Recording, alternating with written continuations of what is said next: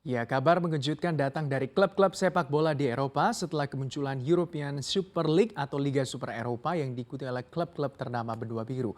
Pemilik klub-klub besar di Eropa juga ikut digoyang akibat keikutsertaan di ISL. Tentunya juga kabar mengejutkan datang dari Manchester United yang kabarnya akan dilego atau dijual oleh pemiliknya. Seperti apa kita ulas siang hari ini, Manchester United for sale. Jadi klub sepak bola asal Inggris yaitu Manchester United sedang dirundung prahara.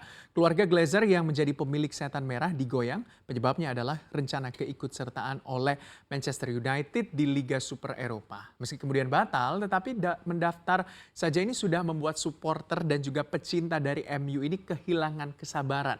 Jadi sekelompok kecil penggemar dari Manchester United itu berkumpul di luar tempat latihan klub pada Kamis 22 April 2021 untuk memprotes kepemilikan dari keluarga Glazer. Pemilik Manchester United tentunya dikabarkan juga telah menetapkan harga untuk Manchester United sebesar kurang lebih 5,5 miliar US dollar atau setara dengan 79 triliun rupiah untuk menjual klub sepak bola ini, walaupun para pejabat klub juga belum mengonfirmasi hal tersebut. Para investor juga meyakini bahwa tawaran senilai 5,5 miliar US dollar ini akan menggoda bagi keluarga Glazer yang memegang kendali atas Manchester United sejak tahun 2005 lalu dengan nilai kurang lebih 790 juta pound sterling ketika 2005 dibeli oleh keluarga Glazer. Para Mancunians juga menilai bahwa daftar dosa dari keluarga Glazer ini sudah sangat panjang.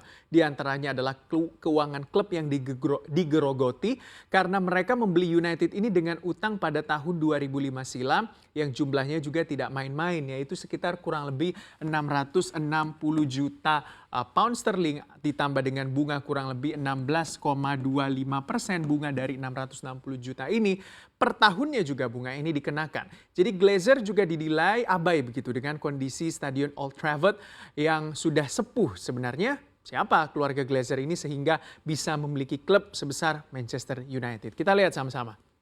Jadi keluarga Glazer bisa dikatakan adalah pemegang saham pengendali dari klub Manchester United. Keluarga kaya ini bermula dari sebuah jam tangan. Sang kepala keluarga yaitu Malcolm Glazer ini mewarisi bisnis reparasi jam tangan dari sang ayah dan juga terus mengembangkan usaha tersebut dan memiliki jasa reparasi jam tangan di sebuah pangkalan militer Angkatan Udara Amerika Serikat di Rochester.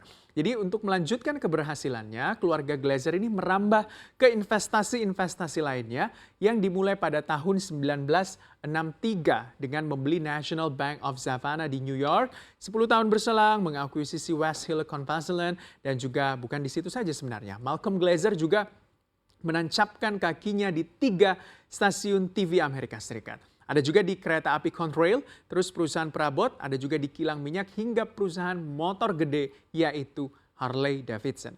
Dan juga bukan untuk urusan olahraga saja sebenarnya. Ternyata bukan hanya Manchester United saja yang dimilikinya. Ternyata tim American Football yaitu Tampa Bay yaitu menjadi salah satu klub pertama yang diakuisisi oleh Malcolm Glazer. Jadi kesimpulannya, kalau keluarga Glazer ini akan menjual Manchester United, tentunya harus cuan.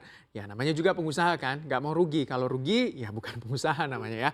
Jadi kita lihat sebenarnya, investor itu meyakini bahwa dengan harga setara dengan 80 triliun rupiah, maka keluarga Glazer yang tadi itu akan melepas kendalinya atas Manchester United. Kalau dibanderol dengan harga segitu, kira-kira layak nggak ya? Apalagi kalau kita lihat harganya dengan valuasinya seperti apa? Apa kelewat mahal atau sudah sangat murah sebenarnya? Jadi kalau kita lihat berdasarkan valuasi versi Forbes, Manchester United itu dibanderol dengan harga 4,2 miliar US dollar ya bisa dikatakan atau sekitar kurang lebih 61,61 triliun rupiah.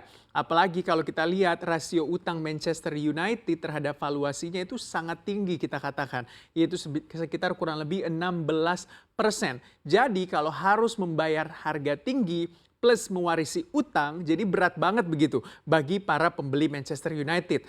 Selain itu sebenarnya kalau Anda lihat investor itu bisa membeli Manchester United melalui jalur pasar keuangan.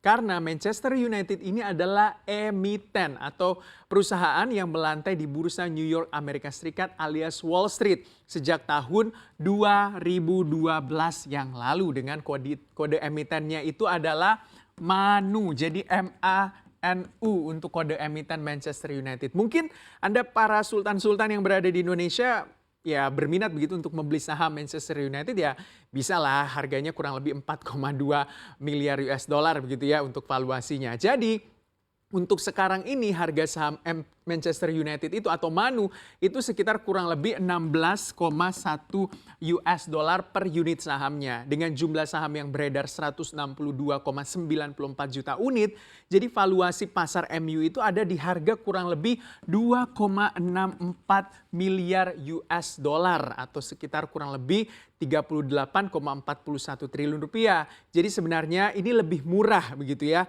daripada harga yang dipatok oleh keluarga Glazer. Jadi kalau Anda mau membeli MU tidak melalui keluarga Glazer, bisa melalui pasar keuangan atau pasar modal. Harganya 2,64 miliar US dollar. Jadi kalau valuasinya 2,64 miliar US dollar, terus Anda para fans Manchester United di seluruh dunia mengumpulkan uang begitu untuk membeli Manchester United, bisa aja sih sebenarnya Anda bisa mengumpulkan uang kurang lebih Rp35.000 per orang di seluruh dunia.